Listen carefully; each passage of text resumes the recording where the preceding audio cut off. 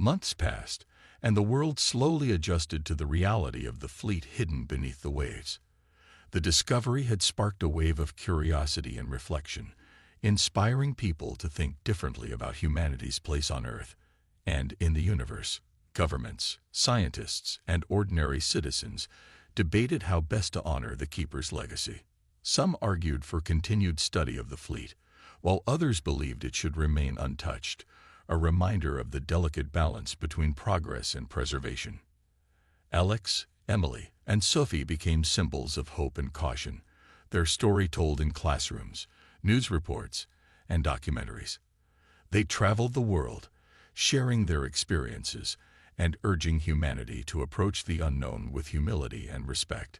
This isn't just about technology or power, Alex often said during interviews. It's about understanding that we're part of something much bigger than ourselves.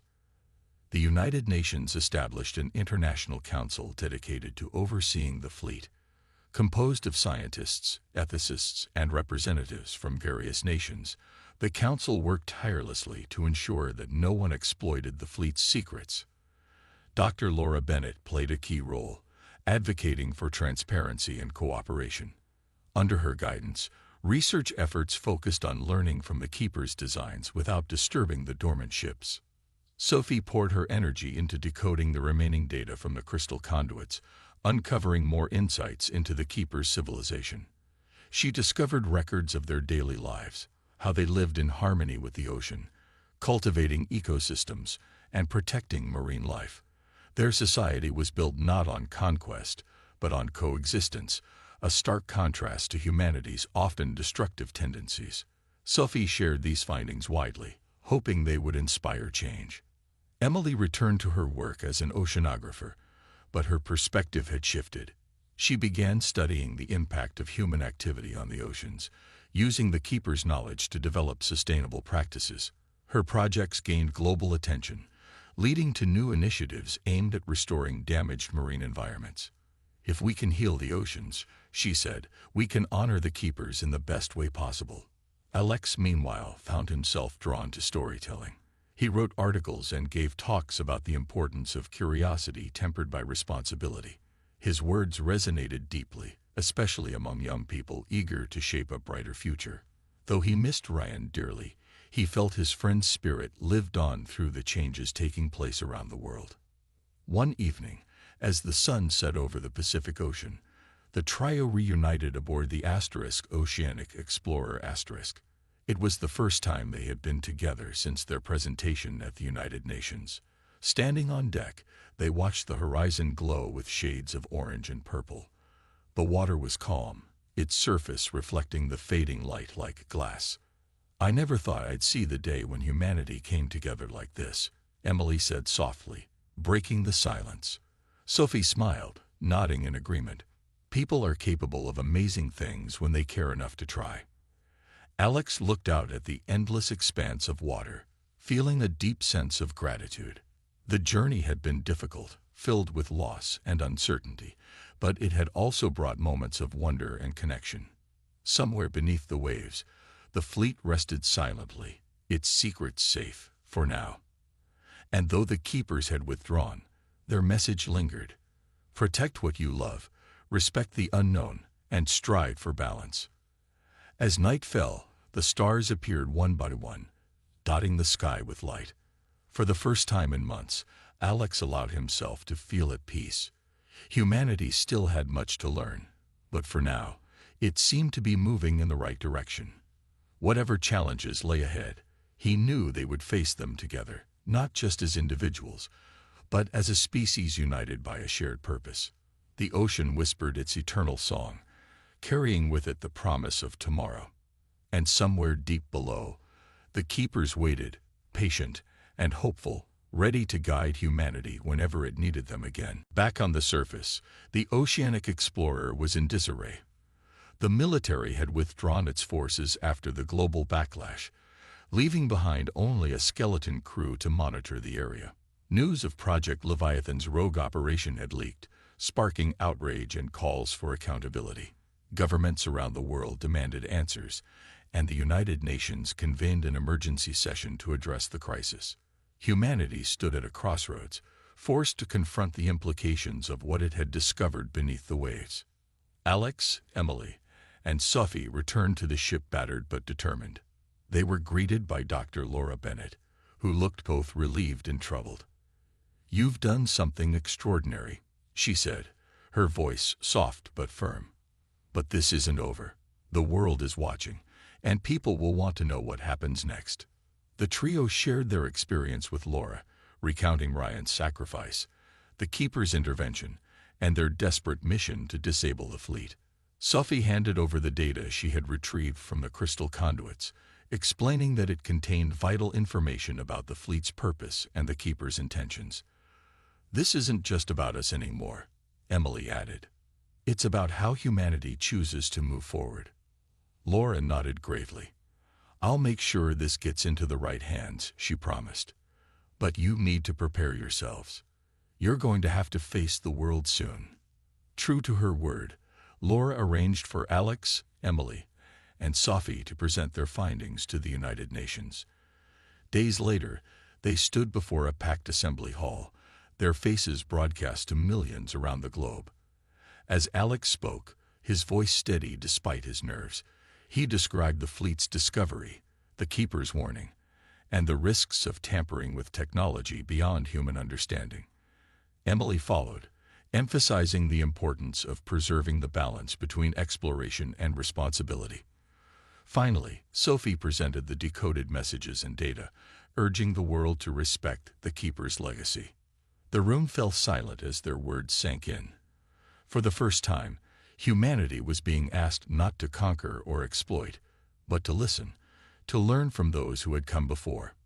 Many delegates expressed gratitude for the team's bravery, while others raised concerns about leaving such power untouched. But one thing was clear: the fleet would remain dormant, protected by international law, and monitored by a coalition of scientists and ethicists. As the meeting concluded, Alex felt a sense of cautious hope. The journey had been long and fraught with danger, but they had succeeded in protecting the fleet, for now. Still, he couldn't shake the feeling that the Keepers were watching, waiting to see if humanity would rise to the challenge. That night, aboard the Oceanic Explorer Asterisk, the team gathered on deck under a star-filled sky. The ocean stretched endlessly before them, calm and serene. "Do you think we made the right choice?" Emily asked, breaking the silence. Her question hung in the air, unanswered. Sophie finally spoke, her voice quiet but resolute. "We gave the world a chance. That's all anyone can do." Alex nodded, gazing out at the horizon. He thought of Ryan, whose sacrifice had made everything possible, and of the Keepers, who had entrusted humanity with their secrets. For now, the fleet rested peacefully beneath the waves, its mysteries safeguarded. But Alex knew that the story wasn't truly over. Somewhere in the depths, the Keepers waited, patient and watchful. And though the future was uncertain, Alex believed that humanity could prove worthy of the trust placed in them, if they chose wisely. As the ship drifted silently on the water, the team found solace in the knowledge that they had done their part. Whatever challenges lay ahead, they would face them together, guided by the lessons of the past and the promise of a better tomorrow. The abyssal dawn sped through the dark waters, its engines straining as Alex, Emily, and Sophie fled the chaos behind them. The weight of Ryan's sacrifice hung heavy in the air, but there was no time to grieve. Project Leviathan's mercenaries were relentless, their pursuit growing closer with every passing second. The trio knew they had to reach the core of the fleet and disable the activation sequence before it was too late. Inside the submarine, Sophie clutched a small device containing data copied from the crystal conduits. "This is everything," she said, her voice trembling but resolute. "If we can upload this to the Keeper's system, we might be able to shut it all down." Alex nodded, his hands gripping the controls tightly. "Then let's hope we make it in time." As they approached the central chamber, the water around them grew colder, and an eerie silence settled over the ocean. The glowing portal that had appeared earlier flickered back to life, casting an otherworldly light across the seabed. From within the vortex emerged several metallic crafts, sleek and silent, surrounding the Abyssal Dawn asterisk. For a moment, panic gripped the team. Were the keepers about to intervene? But instead of attacking, the crafts formed a protective barrier between the submarine and the pursuing mercenaries. One of the vessels emitted a low hum, and a message appeared on the sub's monitor. "You are aligned with balance. Proceed." "It's letting us through," Emily whispered, her eyes wide with awe. Whatever the keepers were, they seemed to understand the stakes, and they were giving Alex and his team a chance to succeed. Reaching the core chamber, the trio disembarked and made their way to the central console. The glowing crystals pulsed brighter as they approached, responding to their presence. Sophie hesitated for a moment, then placed her hands on the interface. Instantly, a surge of energy coursed through her, filling her mind with visions. She saw flashes of the keepers' past, their civilization thriving beneath the waves, their decision to build the fleet as a safeguard against disaster, and their eventual retreat into the depths to protect Earth's fragile balance. "They're showing me how to stop it," Sophie murmured, her voice distant as she processed the flood of information. Alex and Emily stood by, watching anxiously as she worked. Her fingers moved quickly, inputting commands into the alien system. Each action triggered a ripple effect, dimming the glow of the crystals and slowing the hum of energy coursing through the chamber.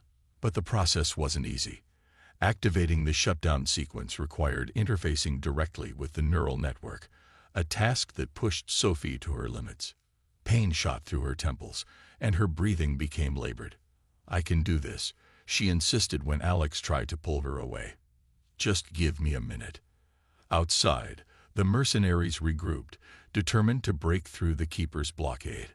Explosions rocked the water as they fired upon the metallic crafts, which responded with bursts of energy that disabled their weapons. The battle raged on, but the keepers held firm, buying precious time for the team inside. Finally, Sophie let out a gasp and stepped back. The crystals dimmed completely, and the hum faded into silence. "It's done," she said, her legs buckling beneath her. Alex caught her, helping her stay upright. "You did it," he said, relief washing over him. But their victory was short-lived. As they prepared to leave, the ground beneath them began to tremble. The fleet was shutting down, but the sudden release of energy caused instability in the surrounding area. The walls of the chamber started to collapse, forcing them to run for their lives. Reaching the Abyssal Dawn asterisk, they barely managed to seal a hatch before debris slammed into the hull.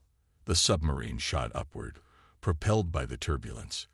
Behind them, the fleet sank deeper into the seabed, its power dormant once again. As they broke the surface, the first rays of dawn painted the sky in hues of orange and pink.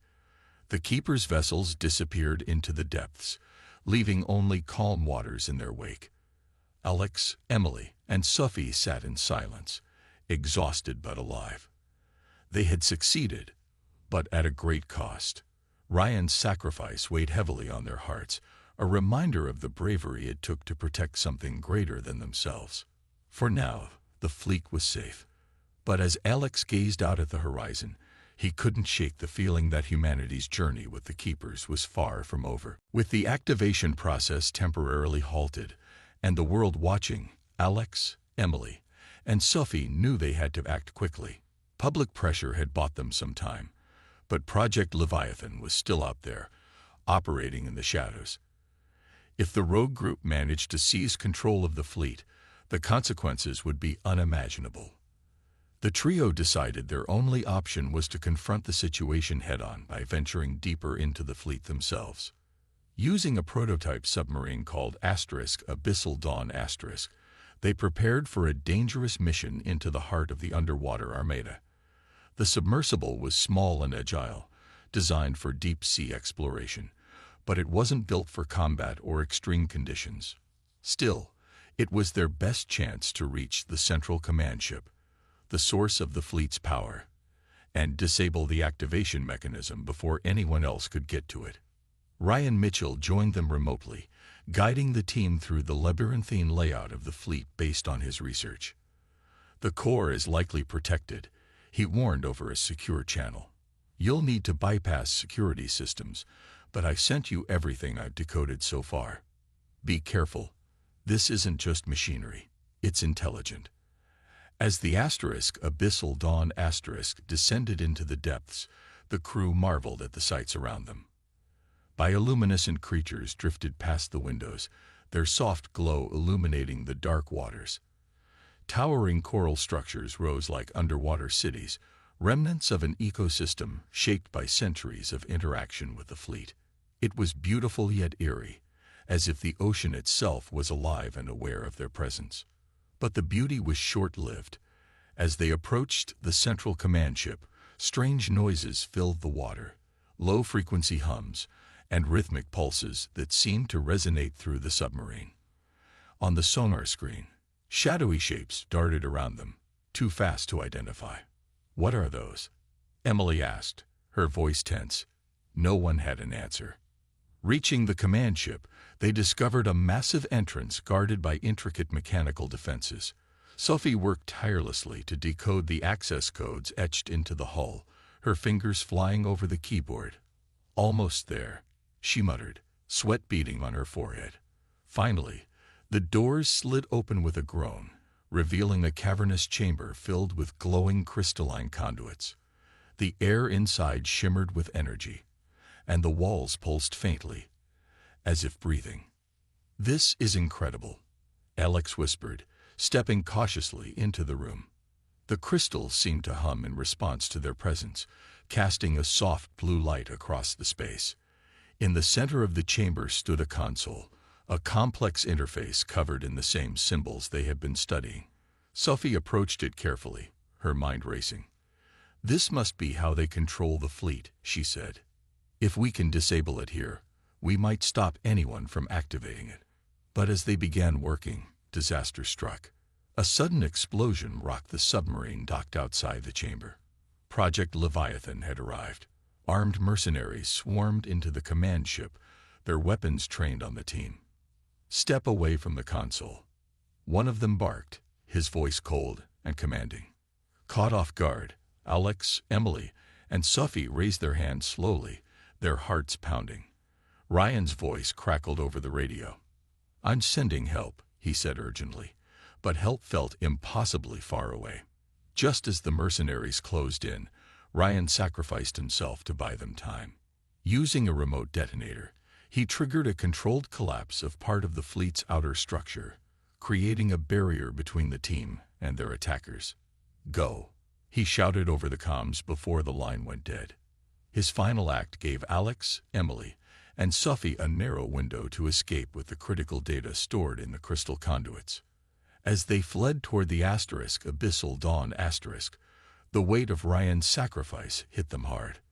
They vowed to honor his bravery by ensuring the fleet remained safe, not just from Project Leviathan, but from anyone who sought to misuse its power. The journey ahead would be perilous, but they were determined to see it through. Whatever happened next, they knew they weren't alone. The Keepers were watching, waiting to see what humanity would do next. The plan to expose the truth about the fleet was risky, but Alex, Emily, and Sophie knew they had no other choice. If they couldn't stop Commander Harrison and his team from activating the fleet, the consequences could be catastrophic. They decided to act quickly, using the data they had gathered to create a compelling case against tampering with the ships. Sophie took charge of compiling the evidence, decoded messages from the Keepers, footage of the glowing portal, and analyses of the fleet's energy requirements. She also included Ryan's insights, which highlighted the importance of respecting the Keepers' intentions. Their first step was to share the information with the wavering scientists who had begun questioning Harrison's orders. These individuals were key. If they could convince them to speak out, it might create enough doubt to delay the activation process. One by one, Alex and Emily approached the scientists during quiet moments on the ship, showing them the evidence and explaining the risks. To their relief, several agreed to join their cause, promising to raise concerns during the next briefing. But not everyone could be swayed. Commander Harrison remained steadfast in his belief that the fleet represented an opportunity too valuable to ignore. Unbeknownst to Alex and his friends, he had already aligned himself with a shadowy organization known as Project Leviathan. This group, operating outside official military channels, sought to weaponize the fleet for global dominance. Harrison saw them as allies, willing to do whatever it took to unlock the fleet's power, even if it meant silencing dissenters. Late one night, while the trio worked in the lab, Sophie noticed something alarming on her laptop. Someone had accessed their files remotely, copying sensitive data without permission. "We've been compromised," she whispered, her face pale. Alex and Emily exchanged worried glances. It was clear that their efforts to delay the activation had drawn unwanted attention. Before they could act, soldiers stormed into the lab, led by Harrison himself. "You've overstepped your bounds," he said coldly, his eyes narrowing as he gestured for the team to stand back. The soldiers seized their equipment, confiscating laptops, hard drives, and research notes.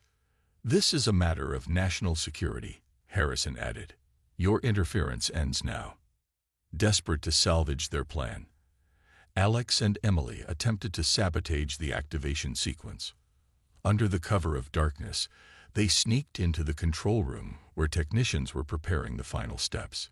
Using Sophie's knowledge of the system, they tried to input commands that would disable the process temporarily. But before they could finish, alarms blared throughout the ship, alerting the crew to their presence. Chaos erupted as guards rushed to apprehend them. In the confusion, Sophie hacked into the communication network, uploading the Keeper's warning and their findings to every major news outlet worldwide. Within minutes, the story broke across social media platforms and television networks. Images of the fleet, along with decoded messages from the Keepers, flooded screens around the globe. Public outcry was immediate, with millions demanding answers about the military's plans. Harrison was furious. "You've jeopardized everything," he shouted at Alex and Emily as they were dragged away. But despite his anger, the backlash forced him to halt the activation process, at least temporarily. Project Leviathan, however, refused to back down. Operating in secret, they launched a rogue mission to seize control of the fleet themselves, determined to claim its power regardless of the cost. As dawn broke over the ocean, Alex and Emily found themselves confined to a small cabin under guard. Though frustrated by their situation, they felt a sense of hope. The world now knew the truth about the fleet, and humanity had been given a chance to make the right decision. But the fight wasn't over yet. Somewhere in the depths, the Keepers watched silently, their intentions still unclear. Whatever happened next, Alex knew they were playing a dangerous game, one that could change the course of history forever. The next day, Alex, Emily, and Sophie gathered in the lab to review the data captured during their encounter with the Keepers. The metallic craft's message, "You we are the Keepers," lingered in their minds, raising more questions than answers. Sophie had spent hours analyzing the binary code, uncovering fragments of additional information embedded within the transmission. It wasn't just a greeting, it was a warning. "They're trying to tell us something," Sophie said, her voice tinged with urgency as she pointed to her notes. The symbols on the ships match parts of the message. "They're describing a catastrophic event, an asteroid impact that nearly destroyed Earth thousands of years ago." Emily leaned closer, studying the decoded text. "So the fleet wasn't built for war or conquest," she said slowly. "It was created as a failsafe, a way to protect life on this planet if disaster struck again." Alex nodded, his expression grave. "But why hide it here? And why leave it dormant for so long?" Sophie hesitated before answering. The Keeper's message also mentions energy. Activating the fleet requires an immense amount of power, enough to destabilize Earth's ecosystems if misused. That's why they've kept it hidden. They didn't want anyone tampering with it until we were ready. The implications weighed heavily on them. Humanity wasn't ready. Not yet. The military's plans to unlock the fleet's potential suddenly seemed reckless and dangerous. Commander Harrison's push to harness its technology could trigger unintended consequences, not just for humanity but for the entire planet. Determined to prevent such a catastrophe, Alex suggested reaching out to Ryan Mitchell again. "He might be able to help us understand the full scope of what we're dealing with," he said. "If we can show him the Keeper's message and the fleet's purpose, maybe he can convince others to back off." Using encrypted communication channels, they sent Ryan everything they had: the decoded messages, images of the symbols, and footage of the metallic craft. Within hours, Ryan responded with a voice message filled with both excitement and concern. "This is bigger than I thought," he said. "The Keepers sound like guardians, not conquerors. Their actions suggest they value balance and preservation over domination." Ryan urged them to document everything carefully, emphasizing the importance of transparency. "If you can prove that activating the fleet poses a global risk, people will listen, even the military," he added. But time was running out. Commander Harrison had already ordered preparations for a test activation, dismissing concerns about potential risks. That evening, tensions aboard the Oceanic Explorer reached a breaking point. Alex, Emily, and Sophie tried to reason with Harrison, presenting their findings and stressing the dangers of proceeding without fully understanding the fleet's mechanics. But the commander remained unmoved. "We can't afford to wait," he snapped. "Every second we delay gives our enemies a chance to catch up." Frustrated and desperate, Sophie made one last attempt to appeal to the scientists working with the military. She shared copies of her research, hoping someone would see reason. To her surprise, a few of them began to waver, questioning whether the fleet should be activated at all. As the debate raged on, strange occurrences began happening around the fleet.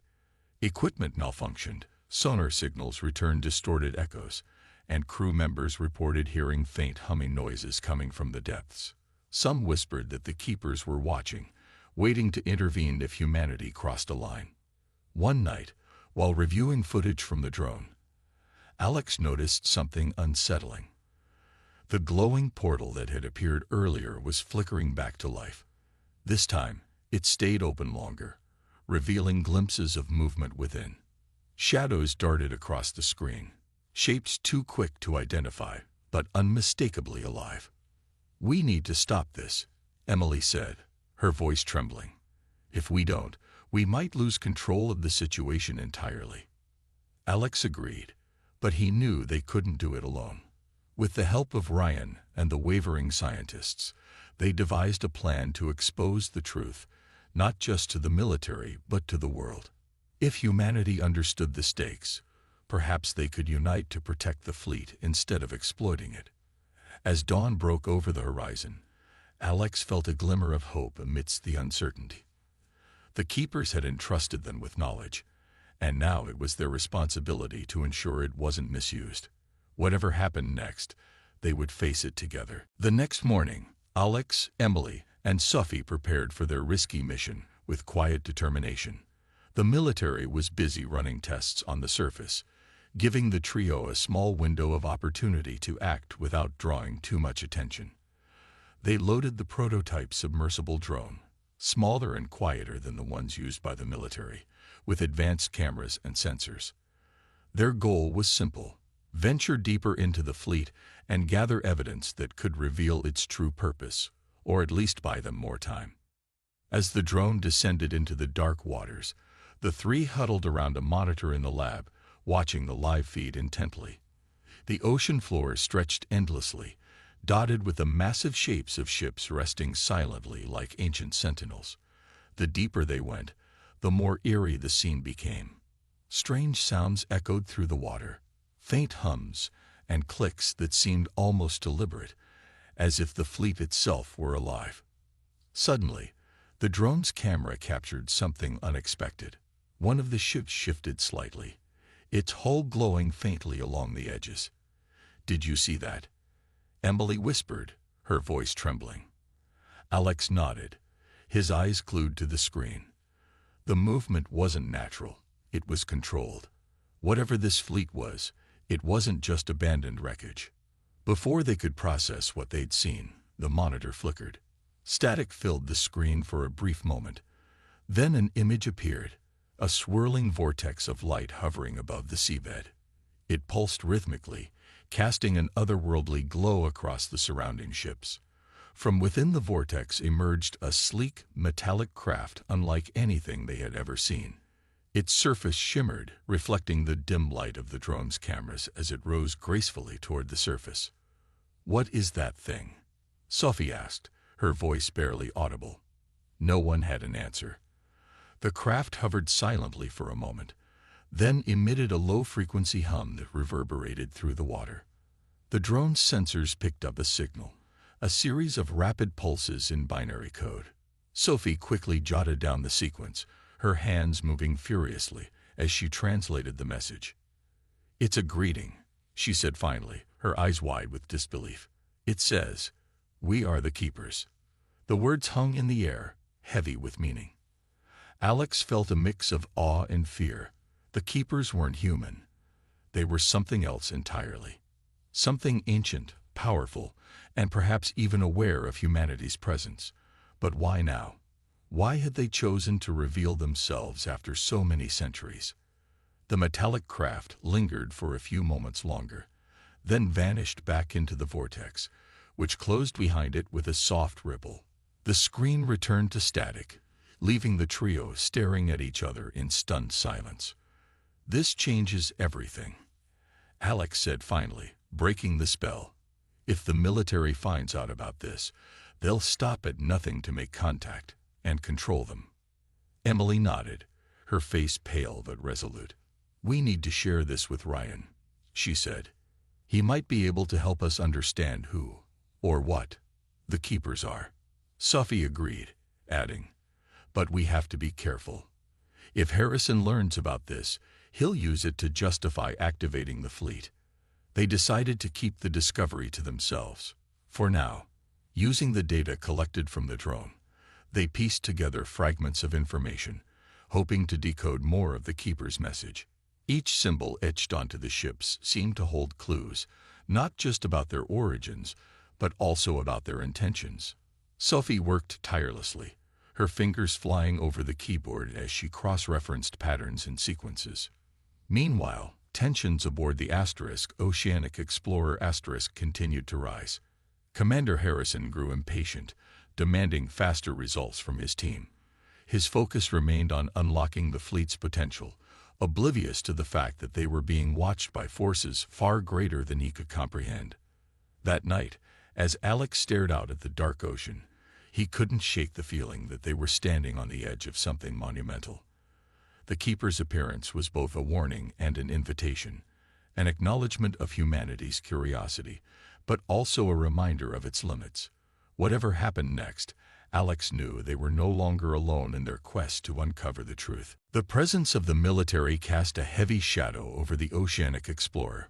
Commander Jake Harrison moved through the ship with an air of authority, his every step echoing on the metal floors.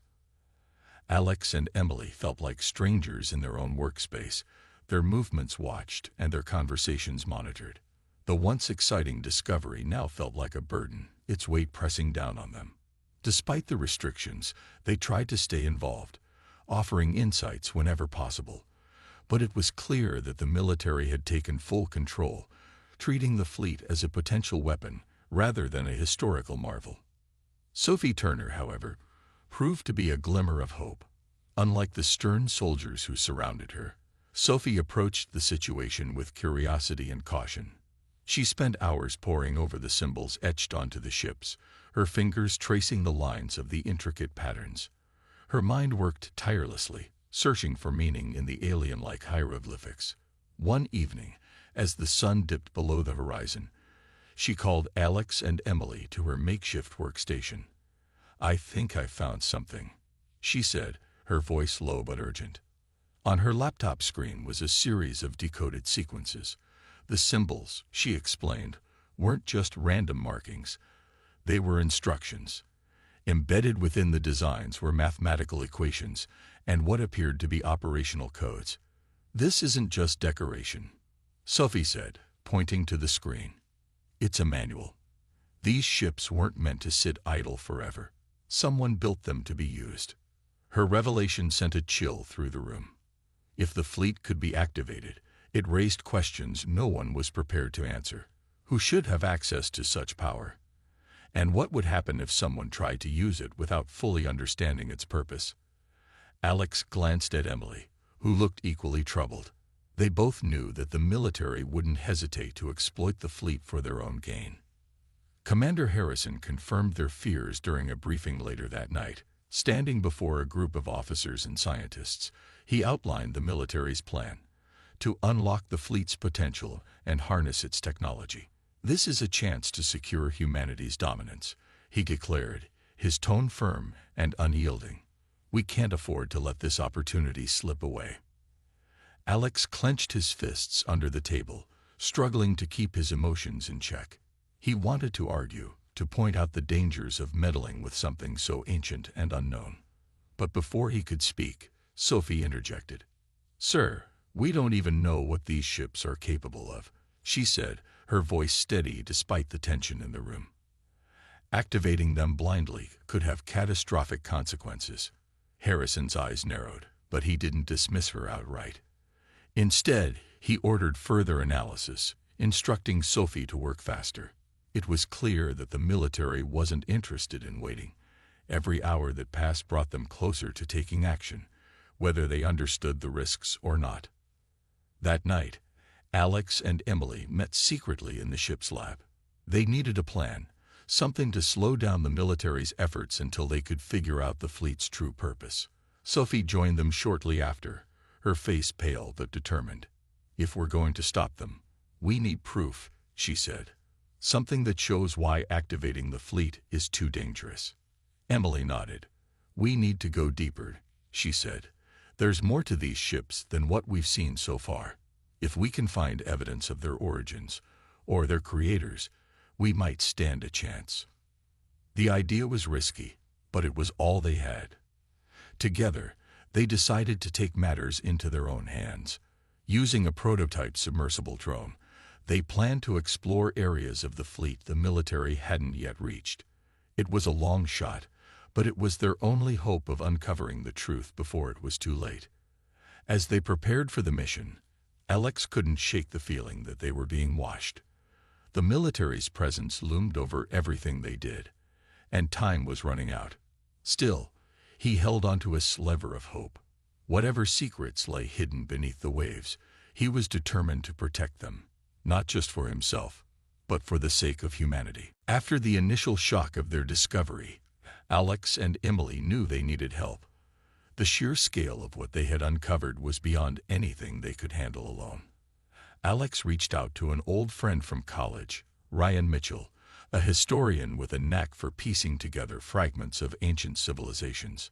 Ryan lived in a small town in Colorado, surrounded by books and artifacts that filled every corner of his cluttered study. When Alex called him, Ryan listened intently, his curiosity piqued by the description of the underwater fleet. "This sounds like something out of a myth," Ryan said, his voice tinged with both excitement and skepticism. "But I'll look into it." True to his word, Ryan dove headfirst into research. He scoured ancient texts, myths, and legends from cultures around the world. Stories of Atlantis, Lemuria, and other lost civilizations began to emerge as he connected the dots. Many of these tales spoke of advanced societies that thrived beneath the waves, harnessing technology far ahead of their time. Some even mentioned fleets of ships capable of traveling across oceans, or even between worlds.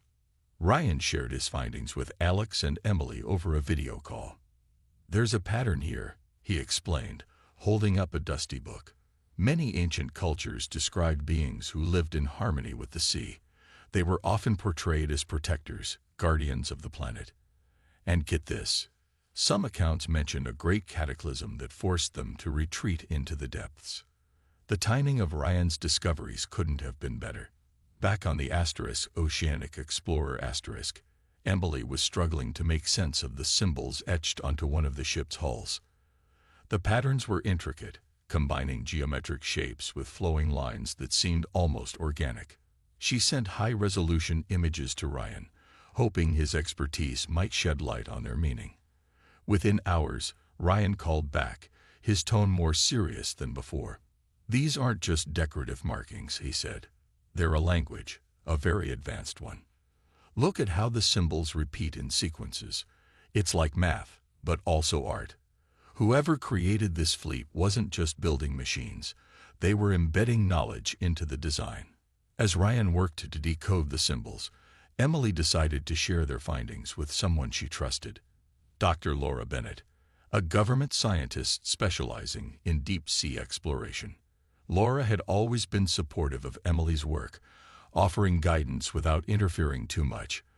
But when Emily showed her the sonar maps and drone footage, Laura's demeanor changed instantly. "This is bigger than you realize," Laura said, her voice firm but calm. "You need to report this to the authorities immediately." Though hesitant at first, Alex and Emily agreed. They understood the magnitude of their discovery and knew they couldn't keep it hidden forever. Within days, the U.S. military arrived at their location, cutting through the water in a massive destroyer.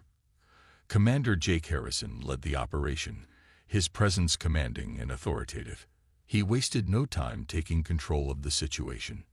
"This is now a matter of national security," he declared, ordering the team to hand over all data and equipment related to the fleet. Alex and Emily exchanged worried glances but complied, knowing resistance would be futile. Despite the sudden intrusion, one person stood out among the military personnel. Sophie Turner, a cryptologist assigned to analyze the symbols on the ships. Sophie was young, with sharp eyes and a quiet confidence that put others at ease. She quickly formed a rapport with Emily, asking detailed questions about the symbols and sharing her own theories. Unlike the soldiers, Sophie seemed genuinely fascinated by the discovery, viewing it not as a weapon or threat, but as a puzzle waiting to be solved. As the days passed, tensions grew aboard the Oceanic Explorer *. The once open and collaborative atmosphere had shifted, replaced by secrecy and rigid protocols. Alex and Emily felt like outsiders in their own expedition, their roles reduced to answering questions rather than leading the investigation. Still, they found solace in Sophie's company. Together, the three of them began to piece together fragments of information, hoping to uncover the truth before it slipped out of their hands entirely. Unbeknownst to them, forces far greater than they could imagine were already moving. The fleet wasn't just a relic of the past, it was a key to humanity's future. And as the military tightened its grip, Alex, Emily, and Sophie realized they might have to fight to ensure that the secrets of the fleet didn't fall into the wrong hands. The sun hung low over the horizon, casting a golden glow across the endless expanse of the Pacific Ocean. The Oceanic Explorer, a modest research vessel, rocked gently with the rhythm of the waves. On board, marine biologist Alex Carter leaned over the railing, his eyes scanning the water below. Beside him stood Emily Dawson, an oceanographer known for her sharp mind and relentless curiosity. Together, they were part of a team conducting routine sonar mapping in one of the deepest parts of the ocean. It was supposed to be just another day of collecting data, but something unusual caught their attention.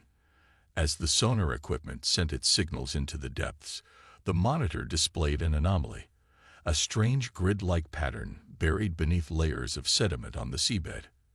At first, Alex thought it might be a natural formation, like a series of underwater ridges or trenches. But as the scans continued, the outlines became clearer. These weren't random shapes. They were deliberate, geometric, and far too precise to be anything natural. "Emily, take a look at this," Alex said, pointing to the screen. His voice carried a mix of excitement and disbelief.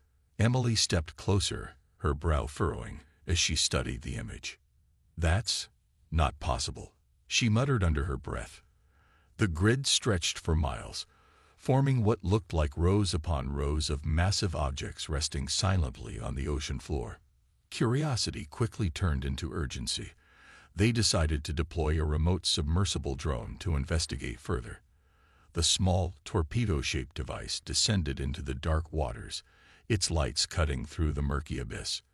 Back on the ship, Alex and Emily watched a live feed on a monitor, holding their breath as the drone approached the mysterious structures. What they saw left them speechless. Rising from the seabed were colossal shapes, ships, unmistakably ships, thousands of them, arranged in perfect rows, their hulls encrusted with coral and barnacles after centuries, perhaps millennia, underwater. "These aren't just any ships," Emily whispered, breaking the silence. Her fingers trembled slightly as she adjusted the controls to get a closer look. Each vessel was enormous, dwarfing even the largest modern cargo ships. Their designs were unlike anything either of them had ever seen, smooth, sleek, and adorned with intricate patterns etched into the metal.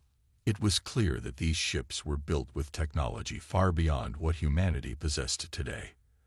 Alex felt a chill run down his spine. "What are we looking at, Emily? Who could have built something like this?"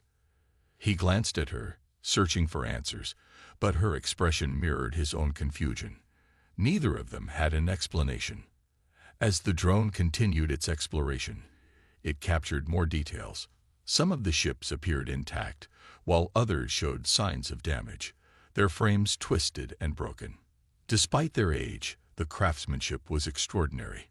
Whatever civilization had created these vessels had mastered engineering on a scale that seemed almost mythical. Back on deck, the rest of the team gathered around the monitor, their faces filled with awe and disbelief. Questions flew back and forth. How long had these ships been here? Why were they hidden so deep beneath the ocean? And most importantly, who, or what, had built them? Alex knew this discovery would change everything. It wasn't just a scientific breakthrough.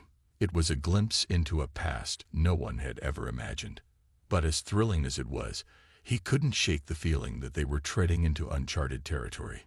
Something about the fleet felt alive, as if it were waiting. Waiting for what? He didn't know. All he knew was that their lives, and perhaps the fate of the world, would never be the same again.